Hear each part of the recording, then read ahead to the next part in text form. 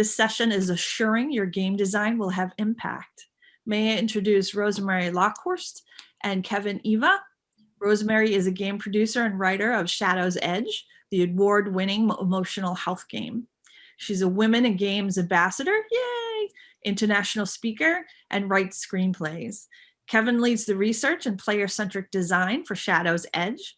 She's a humanist and technologist, mentors students in Peru, and loves yoga and meditation. There you go, you're all set. All right, thank you, Mish, and thanks everybody for having us. So I'm going to click us through the presentation, and Kevyn, Eva, and myself will switch and each cover the subjects that we know best. So I'm going to do a short introduction, then we're going to take you into some of the research that we've been doing, explain along the way how that works, why we've made certain decisions, and what we've learned from the research that we've done and how that has then fed back into the game. Kevyn, did you want to say anything else at this point? Otherwise, I'll start. Just jump in. Perfect. So as a short introduction, what you can see here is the game that'll pop up a little bit more often through it, but this is not about the game. This is about the processes around doing research and figuring out what to put into your game. So we're not going to be talking about Shadow's Edge, our game, this much, but more about what we do and how we did it. I will, however, just really shortly say what the purpose of our game is, because that, of course, leads to why we're doing all this research. So we have a youth mental health crisis. I think by now it's quite clear that more and more young people are stressed and anxious. They have depression, and even the American Psychology Association shows a very steep incline in the numbers that they did from their 2019 study to now, and saying that almost half of the young people actually report issues and are really stressed out, overwhelmed with the situation with COVID, but also with everything that's now happening in school and having to catch up and everything. And it's also a fact that young people don't really have that clear process, right? Just as they're starting to get out into the world and they're forming their emotional wellness, they're forming their identity. Now, everything that happened in the world actually impacts that, and they don't exactly know how to then approach that. So we do see a lot of young people searching online for solutions and for help for that. So our approach is that we meet youth where they are. And so nowadays, these young people are on their devices, they're playing games. So why not bring the psychoeducational content to them in a medium that they know, that they love, and where they feel encouraged? We can also then use all the gaming qualities that exist, like, the mechanics, the retention, and all those kind of things, to build their trust and have them spend more time with us, so that we can then help them for a longer term and help them better. Everything that we do is evidence-based, and therefore research is a very important part of what we do, and that's what we will get into now. I'll hand over to Kevyn with this. So the way that we do this is the game aims to take the player through a process of personal transformation. And so our players are reporting like depression, anxiety, eating disorders, but also more positive things like identity exploration, gender or sexual identity exploration, but also, unfortunately, a lot of trauma like abuse, childhood abuse, neglect, or being abandoned.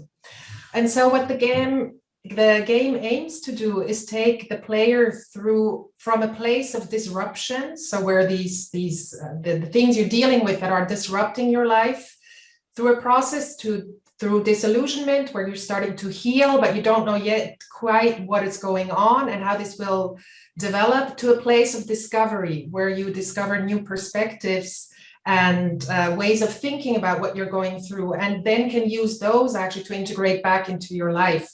It's not a linear journey. You actually, life is, you move through these stages and then you can go back and forth, but actually moving and taking these different perspectives is really helpful to deal with things. The results that we're seeing so far is, so we're on our way to 100,000 players by end of this year is the goal. We have the game in 7 languages. We have a lot of data around journals and artwork. So 35,000 journal entries, 60,000 painted walls.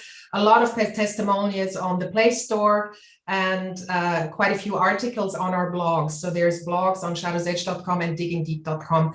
We also collect testimonials. So we collect testimonials from players, and we collect testimonials from professionals that we work with. And these are just a few of the screenshots from the game that show the functionalities of the game, what the game does. It's a combination of journaling and artwork, but also meditative exercises and exploring a world and being able to express yourself and connect with others. So to get to a place where we can really fill this game, as you can see here, we really needed to make sure that we know exactly what our users are doing, that we are building the right thing for them, the right tool that helps them with their emotional wellness. And so therefore we start really with gathering real world evidence. And the first things that we actually started with was doing a big data research study. That's looking at, online chat rooms, online forums, social media, and really mining what are these young people talking about, what issues do they have, what sentiments are out there, how do they feel, and what are they looking for. We also do player needs design. So that's the type of research, and we'll go into detail a little bit more in this presentation as well, but that's the type of research that really brings what we find back into the game. So we ask people to play the game, we ask people for feedback, and what they do and what they tell us then really goes back into the game. You can see here a couple of the numbers of how many people that we had as participants on that and how many analytics we have, and we will go into detail a little bit more. Then we also did a clinical trial with Lawrence Children's Hospital, which is a control trial with a control group, and it's waitlist design. And so therefore that goes a little bit more into depth, and it's also a longer process. We'll talk a little bit about that detail too. And then today we'll also explore the psychological impact studies, where we look at participants specifically and also analyze themes in anonymized content that we gather from the game. So all of those different types of research actually impacts our game, impacts what we do, and also impacts the way that we can serve our community, our young people that are playing the game, to feel better. And this is also, it's an expression also of the player-centric design approach that we're taking. So if you look at the big data study where we look at millions of online conversations, it's listening, actually, it's a listening exercise, listening to the voice of young people online. Then this is a chart on a project that we're just embarking on to develop the next release with a group of young people in Colombia. And so what we also do is when we set the objectives for this next release, we work together with young people to define where do we take this? What is it that you need that's not yet there? And what is the outcome that you want to see 1 year, 2 years down the line? The player research is more asking them actually to also self-document their context. So to understand, because we can't go to everybody's home or to everybody's school or to everybody's university or job place. So we ask them actually to self-document so that we understand when are moments in their lives when they would want to play, and so on. And then we move into youth co-creation, where we do a lot of observations, gather a lot of material, really directly working on designs, going from very low fidelity designs to really high fidelity designs.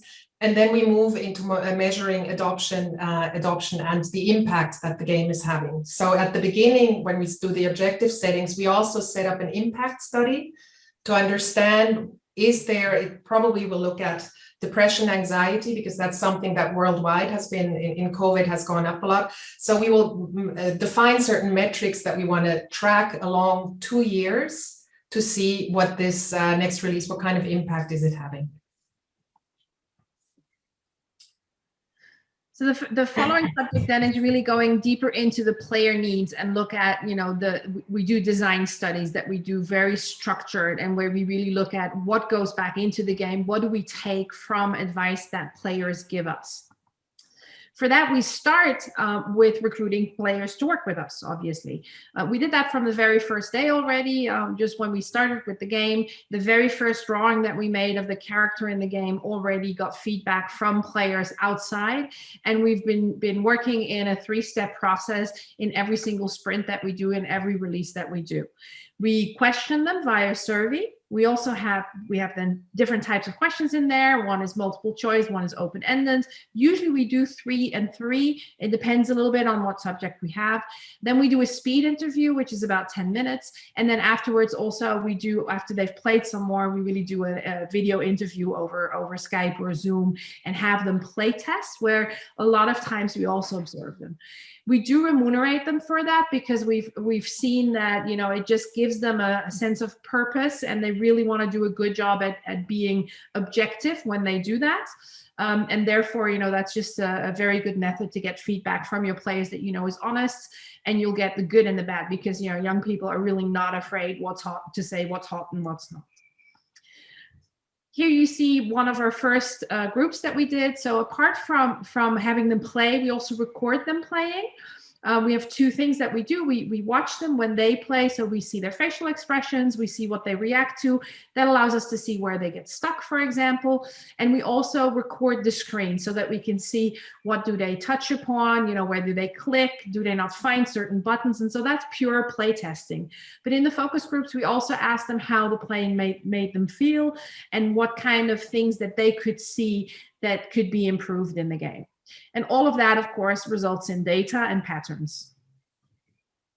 Yeah, and what we're looking for is not only like things directly in the game, but actually also these, what could be triggers in their daily life that will make them want to play. And then how can we actually build something in the game that will react to that kind of trigger? So some patterns are, for example, waking up in the morning. A lot of young people and people of any age, actually, first thing is you grab for your phone. and then it's the question, do you want to feel good about the day or not? And sometimes for some young people, social media is great. For some young people, it's really been disastrous during the pandemic also. And so it's giving an alternative for what you do with the phone at that moment that you grab it, if you can't manage to create a different type of morning routine. Another thing is also at work, like needing a timeout. Like our players like to take a timeout, and then so just to get like these 5 minutes of relaxation if they're triggered by something, for example, social anxiety, and so they can come down and then come relax and come back. What I also found really interesting is like when somebody said during depression, it's like, I don't leave the house, but in the game, a game will allow me to connect. So how can we create a sense of belonging in the online community that's safe for somebody who's actually really in a bad space and cannot interact with people in real life? So one kind is we're looking for these kind of patterns to serve a concrete need in the life of these of our players. The other kind of feedback that we're looking for is concrete feedback on the current game when we observe them play, or then on future designs. And so we walk them through storyboards, or also click through prototypes, or just artwork, just to have them describe what's like, is this something that will, what kind of reactions do you have to this? And then we keep evolving the design until it's final, so that we only start building once we have a good sense what will land, what is easy enough, and what is serving a purpose for these young people. So our goal is actually that we have a really regular release rhythm. If we can, we release monthly or every 2 months. It doesn't always work out. Sometimes we have phases of 3 months in between, 4 months in between, but we really try to release, playtest, observe, prepare the next release, test with low fidelity prototypes, release, playtest, observe, and so on. So to have a continuous feedback loop that actually flows into the game. And this is something that we learned. So we really tightened the release rhythm actually last year compared to the years before.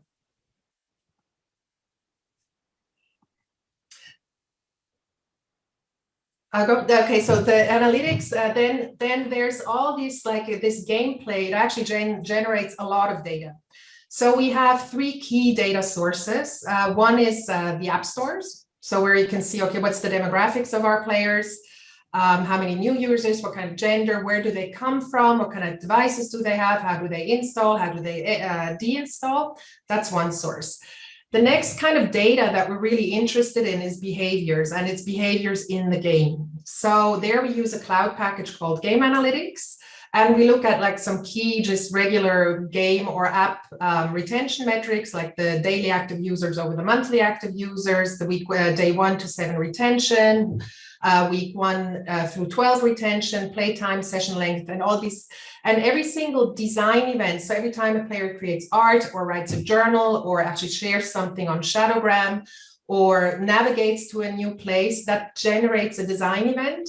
And we can listen to all those and to really get a good understanding of what kind of patterns, play patterns, do players have in the game.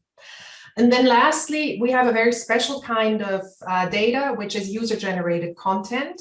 And so that data we pull out of the game, anonymized and aggregated into a big data warehouse, where we then can look at journal entries, wall paintings, and Shadowgram posts as a whole, and actually then run analytics on those to understand what are they writing about in terms of what kind of themes are they writing about, but also what kind of sentiment do they express. For this kind of work, when you really go into the big data that we're generating, we are working with a data scientist. And this is just an example. So this was when he did the sentiment analysis. He then goes, it's a lot of like Python, Jupyter kind of analytics work. He goes into, he had this add-on, which is called Vader NLP, which is then prefabricated sentiment analysis that you can do, that you can then use. So just bringing this example to say you don't have to build everything from scratch, but there's these whole kind of libraries that might actually already exist to help you answer the questions that you have on your data. And the whole purpose of this, again, is it's interesting to data analytics, but we're not doing data analytics for data analytics. We're doing data analytics to understand how to make the game better, how to serve our players better. So, for example, one thing that we've uncovered also not long ago is like we said, okay, so actually, what is the detailed path through the game for players and how many days does it take them? Because we knew what they do, but we actually, for some reason, never looked at it. How many days does it take them to play through? And what we found is we have like these kind of burst players. So that they play the whole game in 2 to 3 days. And that's a big question for us now. Like, is that actually something that we want to keep players doing? Because it's quite obsessive if you play the game in 2-3 days. And so is that a kind of a good obsession? You know, if you're dealing with something, maybe it's a good thing to go in the game and just focus on that and not do anything else. Or if you play that obsessively, are you missing out on something in your life? So this is actually, for us, a key data point that we're working with now to understand what can we do to keep the player having autonomy in the game, and like not saying you can only play half an hour a day because we're not their parents, but how can we pace the game maybe and make it in a way that they have a longer play journey that supports them, if they're an obsessive kind of player, to actually space out and have a bit more relaxed approach to playing. This is the kind of thing we're also discussing with, for example, with our partners from the clinical trials. So we actually asked them also for advice there, like, what do we do with this? Do we like not allow more than a certain amount of gameplay, or what do we do with this? And so all these learnings that we have, or the observations that we have in the data, we then translate into game design changes that we then have in our backlog. And that's not the only research that we do. So apart from research that really directly impacts the game, we also look at in depth at what impact does what we then implement have on our players and on their lives. And so one of the things that we did is we did an in-house study on resilience, where we took 55 players through 6 weeks of playtime 3 times a week. And we did a baseline survey at the beginning and a survey at the end. And in between, obviously, we also had touch points. We asked them to keep a player diary, for example. And in that six-week period, we had a diverse player base within there of chronic illness, health challenges, gender identity, trauma. So there were different types of players that were in there. And we really wanted to know, does what we do help these players build resilience? And what we saw was really that a few positive things. Most notably, people felt more optimistic. They felt that they were really exploring themselves, and they were better at emotional regulation, and they also saw themselves more positively. But we did impact a lot more than that. And to be able to measure that, we teamed up with the University of Twente, and we got a grant from the Dutch emotional health department of the Dutch government to do that, so that we could really build up this study as close to a clinical trial as we could, but really make sure that we could do it in a short period of time. Because for us at that point, it was really more interesting, because this was in the beta phase, to see, is what we're doing the right thing? Are we going in the right direction? And are we having an impact? And these results were then good enough for us to say, okay, this is really good. And at that point, we issued a grant, which then the Lurie's Children's Hospital of Chicago answered. And they, together with Northwestern University and the Usher Institute, they then said, okay, you know, I think this is really interesting for us to also look at.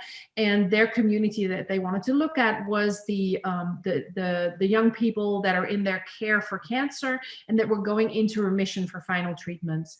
Because what they were saying is that these young people may be going into remission, and that means actually that's a positive thing, right? Because they're feeling better.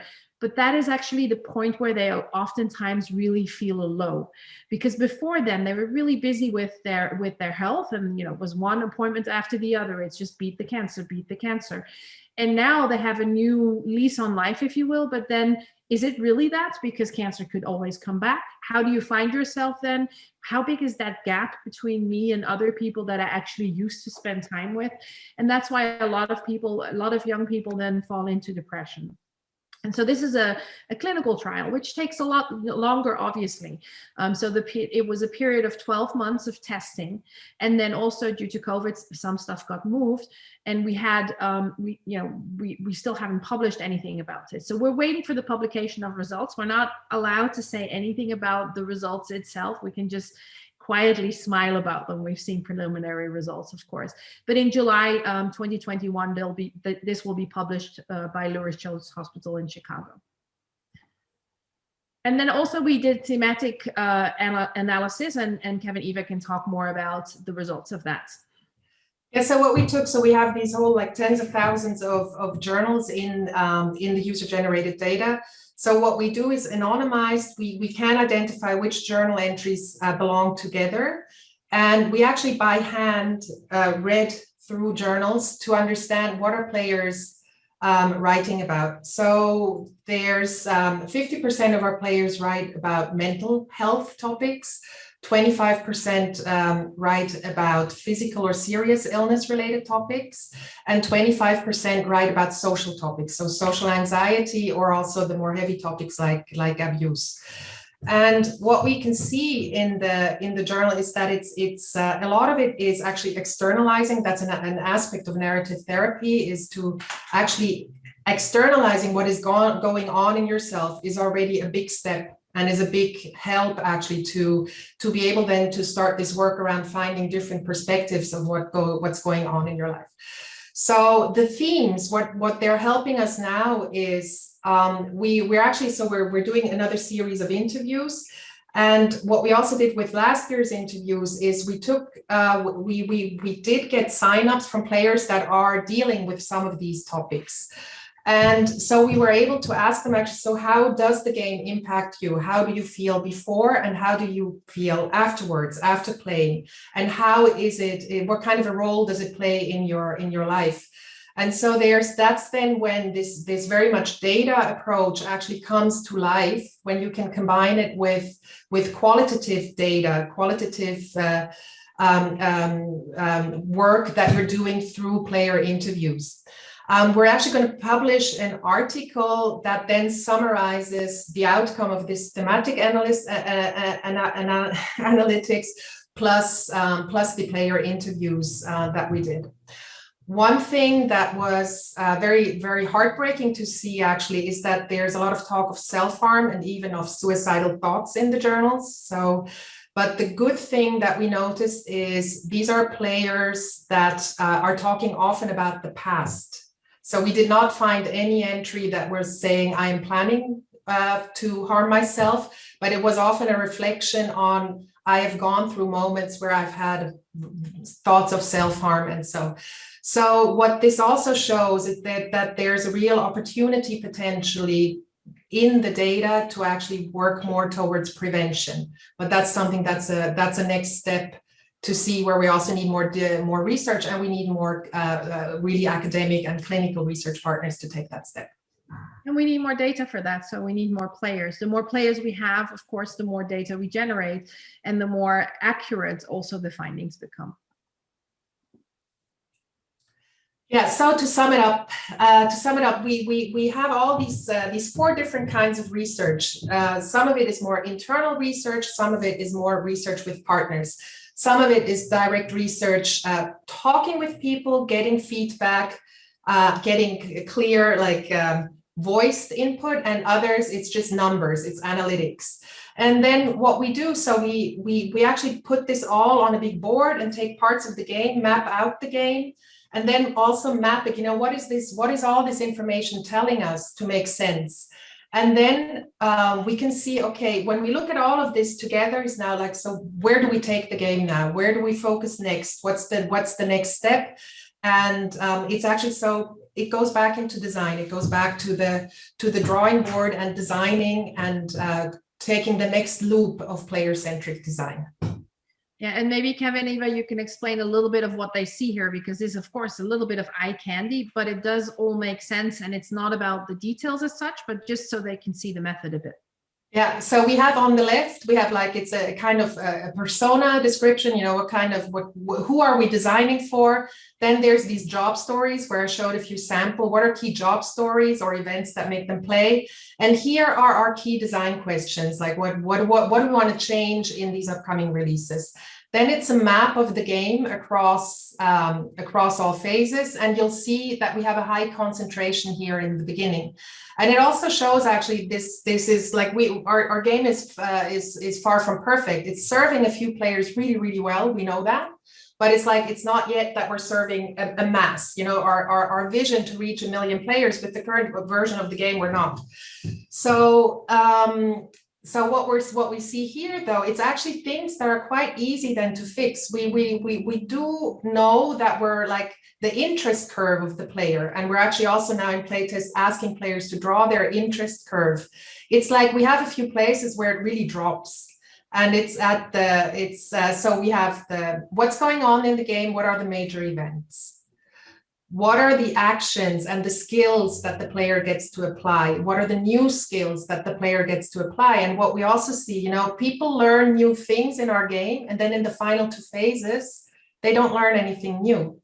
So you have to have a really engaged players. So we have a lot of players that play through, but they're actually very intrinsically motivated through the writing and through the creating art. For players that are not that intrinsically motivated, they drop off. There's nothing new for them here. And so how can we bring more players to do more journaling and more art and express themselves by supporting them, maybe to find that intrinsic motivation? Maybe they find it only a little bit later.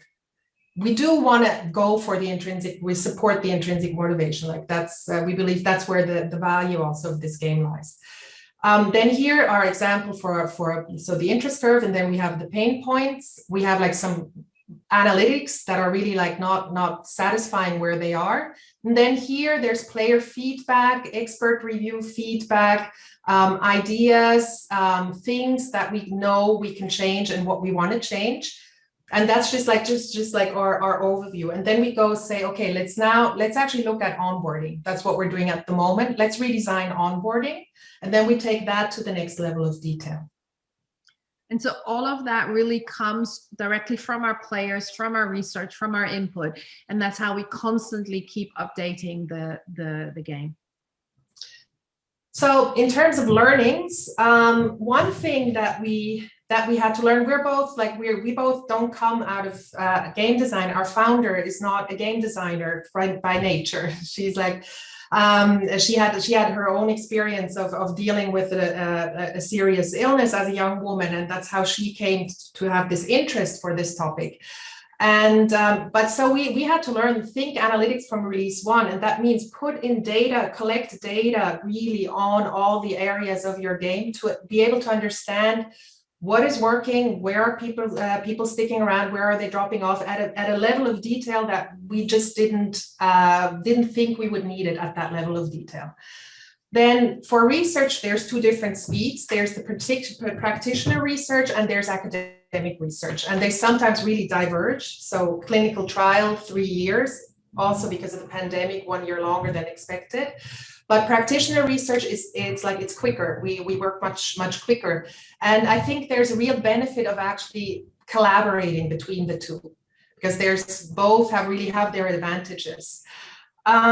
There's few digital interventions available for clinical research. It's getting much more, but there's a few very interesting labs. If this is something that interests you, there's like the GEMH lab in the Netherlands, does excellent research around digital and games and mental health. Neuroscape in the US, MindTech in the UK, and for example, Yale in the US. And interestingly, they just spun off a small company, Playable, to bring their games to market that they developed in the academic context. It's a nice environment to be in, mental health and digital and adolescence, because we're actually really helpful. So we just had a conversation with somebody at Google who's one of the game designer for many years, and he gives us contacts, and it's really interesting to see that it's about partnering. It's about partnering to solve how can we support young people to get a better start into life, because we know that mental health issues, a lot of them originate in childhood. If you don't catch them then, they actually will manifest in adolescence. If you don't catch them then, they will actually be a long-term issue to deal with in adulthood. There are specialized companies out there for each of the kind of research that we showed you. There's like specialized companies. If you have the money, it might be worthwhile to get started with them, or actually to have them do some of the research for you. So you can keep your team small and then outsource some of the research. Funding for serious games, it's a big topic, impact versus business driven. We're hoping actually that we can show that it can be impact and business driven, but it's a journey to get there. Maybe you want to say something else on that, Rosie. Yeah, and that kind of takes us into what's next. So one of the things, of course, that we're working on, as Kevyn Eva said, is we have this project in Colombia, which is going to be a 2-year project. But also considering the funding, what we're looking at now with our partners from the Optimus Foundation and some other grants that we've applied for is look at the business model of how can we do this beyond just having a nonprofit organization and relying on grants and donations. So what is the best business model for us? The nice thing is if you do a lot of data research, then obviously, you have this evidence, you have these proof points. You can see, look, if I do X, Y, Z, we've seen that our player engagement goes up, our awareness goes up. We've calculated, for example, the cost of acquisition and then compared it to therapy. How much is it cheaper to play a game versus therapy? That's not to say that we want to do it in place of therapy, but it's good to know, that these tools are out there and that they're affordable. There are also a lot of people that just simply don't have access to any healthcare, and let's be honest, with the way things are currently going for youth, with 50% of youth saying they need support, there's just not enough psychologists around in the world to even be able to do that. And that results in treatment gaps, long wait times. Psychologists just don't see their youth enough to be able to help them. And therefore, I think that, that all of that helps drive that change, as Kevyn Eva said, in impact and business combined versus really just having one or the other. So what we want to focus on for Shadow's Edge is we want to create awareness. We want to make sure that people know about this, not just about our game, but really also about the situation and about the fact that there's digital tools needed. Because we're still in a market where there's enough space for everybody, and that's what Kevyn Eva said before as well. It's a really cooperative environment. The goal is to support people in their journey and have them move from disruption to discovery faster, support them in that way, give them the tools so that they can help themselves and can understand that a lot of the power that they need is within themselves. And we do that obviously through our tool, but also through collaborations with other people that build applications, with other companies and institutions. In line with that, we also build on communities. We have an in-game community, which we want to do much more with, and that's only an investment away, as they say. We have a blog written by young people for young people. We have a forum. We also have social media, of course, and all of that we're starting to now look at how can we best converge those so that it's one community and just different access points. We want to continue, of course, to build evidence bases for pediatric psychosocial care. And that's, of course, through both doing and also then presenting the research that we did. So we will be publishing the clinical research. As Kevyn Eva said, we're also publishing a journal on what we did with the thematic analysis of the journal entries. We're looking at analyzing what people paint in our game and see how that plays into things. And so we want to do a lot more publishing of the data that we do have, because by now we've gathered 6 years worth of data, and we do want to keep doing that, but we also have a lot of data already. I think that is a good step to at least start talking about it. And of course, we want to execute on the projects that we work on. So for one, the Botnar Foundation project, which Kevyn Eva already mentioned, that's the next 2 years. And there we're looking at adverse affected youth in Colombia. That will give us a whole other set of learning. And last but not least, those types of projects, just like with the Botnar Foundation, we're looking for different projects to also test out the game and do research in different areas. So we're talking to, for example, Diabetes Organization. We're talking to Ronald McDonald House to see how people in like siblings, for example, of youth that have chronic illness are dealing with what they're going through. And so we want to do a lot more research on that. Everything that we do will keep doing as a combination of research and then really applying that back into the game. So everything we do also will improve the game for our players so that we can better serve our community. So that was it from our side. That's just a quick run through of the methodology. You see our contacts here if you want to ask us some more questions.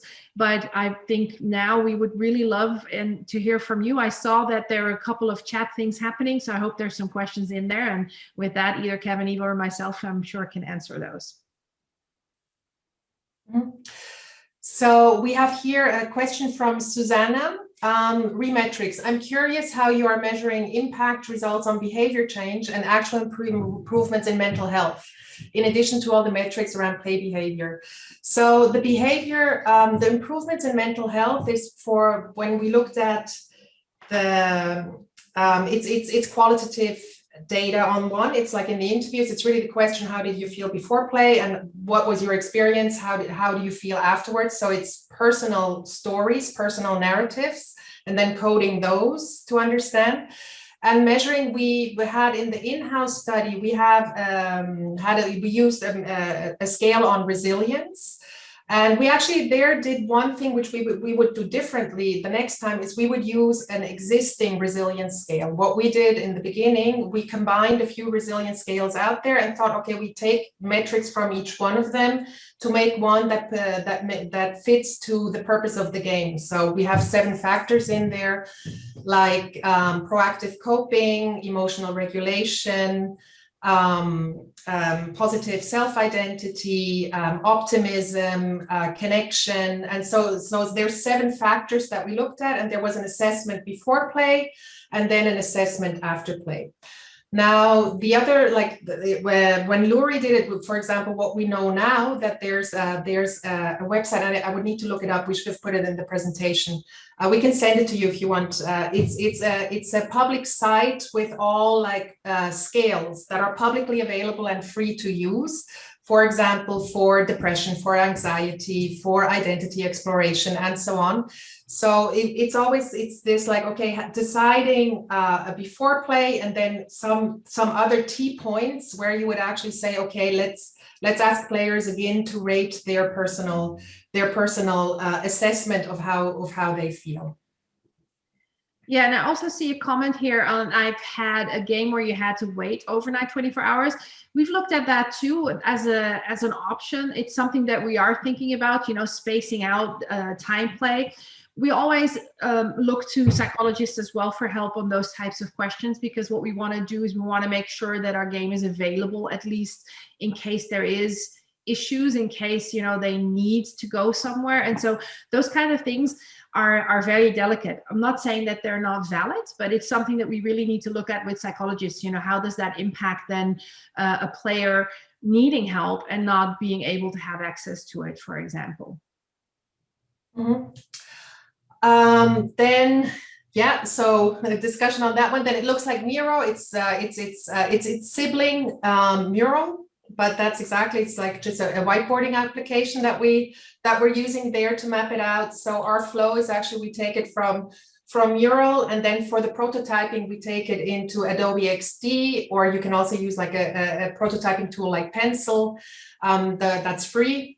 And then from there we'll continue to build HTML prototypes and then build the game. You also see here, are there any links to resources in the game for young people? So we have a couple of live components in the game. We run missions and challenges for them that on a weekly basis. And we also have billboards, because it's a city, right? As you can see behind me, it's a city that's been hit by a storm. And so throughout the city, we've placed billboards, and sometimes we can do advertisements on them. So for example, now for Pride Month, we have helpful links for people with identity issues, or people that may search help. We also look at what is posted in the community, and if we see that there are subjects that somebody's really struggling with, then we do reach out to our players and say, here's a couple of helpful resources for you. I see here that it's like people who become triggered while playing the game. We obviously say that, you know, what we want to do is we want to have people play with, in and around therapy, but that's obviously not always possible. However, we also don't really see from our thematic analysis, from our research, from any research that we've done, that people get triggered by the game. They may get triggered and they talk things out in the game to themselves, but it's a bit like journaling, right? If you journal on a piece of paper, that may obviously give you a reaction, but it's not that the journal triggered you as such. It's more the questions that you're facing that you're dealing with. And so while we cannot catch every single thing they write in the journal live at the time that they do it, we do make an effort to really post in our community ourselves, to make sure that the billboards are up to date, to make sure that we have resources available. We point out within the community on all different on social, in the game, etc., where people can find help. And we always answer. So we always write, and we repeatedly put on those billboards, you know, reach out to us if you need anything, if you need any resource, if there's anything we can provide. So that's basically how we handle that. We do also have a therapist that works with us, sort of our in-house therapist. So whenever something does happen and it does pop up, like we had one recently, where, you know, we talked internally first, and then we said, okay, we do need to reach out. Then we have a psychologist advise us on exactly what is the best way to handle this, and what should we do. I see that Mish says there's about 5 minutes left. I think now that's about 3 minutes. So I don't know if there's any further questions, but otherwise I want to reiterate that it's easy to find us, shadowsedge.com, and then we're obviously on there.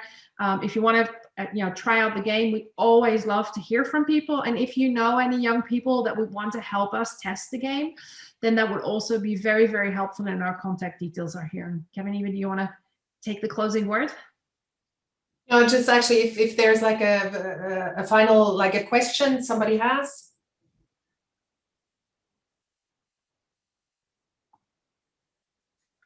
In that case, we really want to thank you for listening to us here and asking these questions.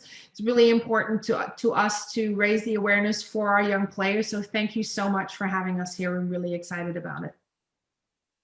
Thank you so much. That was really wonderful. What wonderful work you guys are doing. That's just amazing. So really impactful.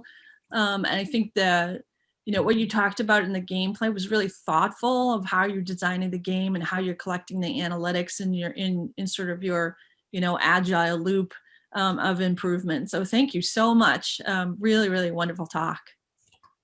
Thank you. Thank you so much. And I'm just posting our addresses again. Yeah, I was just gonna share and we're, yes, please do reach out. We're so happy to answer any questions. Oh, and I have a typo in mine. I'm sorry. It's like Shadow's Edge, not SCH. I've screen shared again now just in case as well. There we go. Excellent. Thank you so much. You're very welcome. Thank you.